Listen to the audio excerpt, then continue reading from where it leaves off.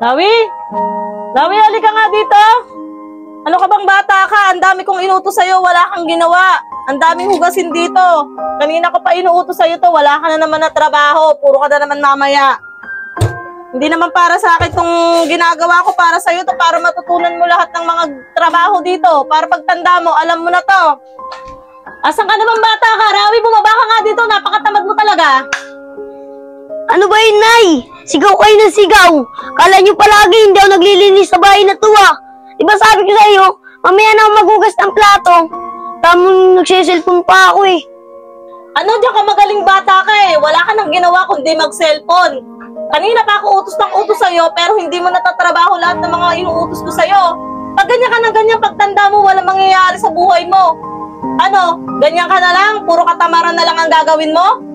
Magkasikaso ka dito, bumaba ka dito, bilisan mo. Nay, alam nyo, Nay, pakiingay ng bunganga nyo eh. Nakakasawa na kayo.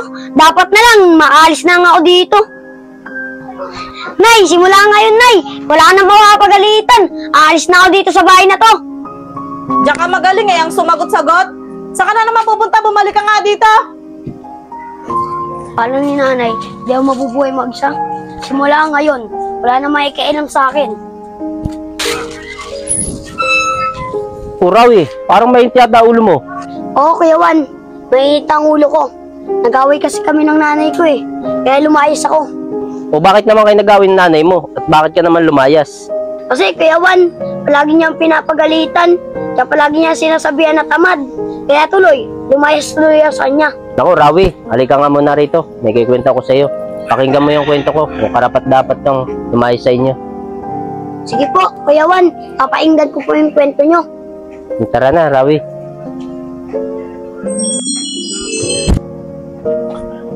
Ako, di naman inugasan itong mga pinggan namin na itong batang ko, si Juan. Juan! Naku, laging nakaiga to si Juan. Juan! Ba't hindi mo naman inugasan yung mga pinggan natin? Mamaya na yun, Tay. Tinatamad pa ako eh. Ay, naku, Juan. Walang mangyayari sa buhay mong yan. Tay, grabe ka naman sa akin. Dami mong sinabi. Huwag kang mag-alala. Mamaya, hugasan ko yan. O sige, siguradin mo. Gasan mo yun, ha. May pupunta lang ako. Pagbalik ko, tapos na hugasan yan, ha. Buti, maga ako nakauwi. Para pag-uwi niyo sa eskwela, mapaganda ako pa siya pagkain. O, Juan, ba't di ka pumasok sa eskwelahan?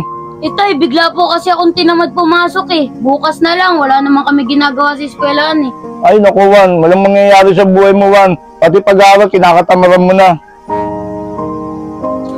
Ay nako, tagal naman mahulog ng bayabas na to. Nagugutom na ako. Kakatawad bagantay dito. Juan! Oh, sabi ko na nga ba, nandiyan ka na naman sa bayabasan.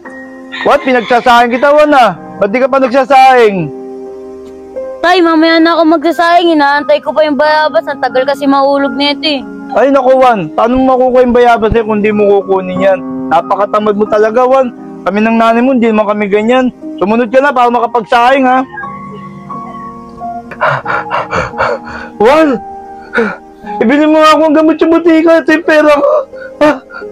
Naku, Tay! Ayan ka na naman eh. Mamaya na, tinatamad pa ako. Ayan naman yung electric fan eh. Wala rin naman yung higang eh.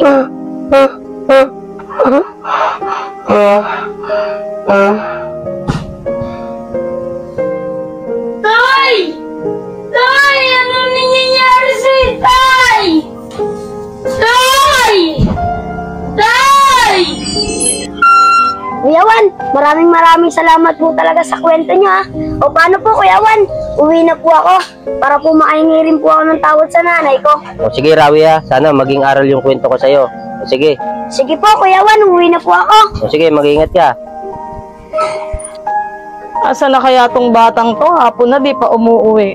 Baka kung saan na naman nagpunta yung batang yan, ha. Makapagkape nga muna dito sa labas at hintayin ko na lang. Ay.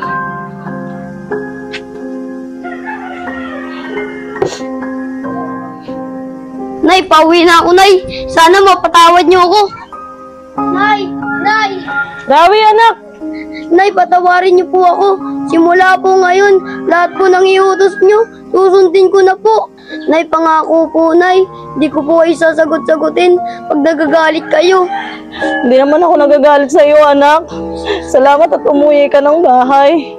Alam mo namang mahal na mahal kita eh. Salamat din at natuto ka na sa mga pagkakamali mo. Halika nga, anak. Mahal na mahal kita.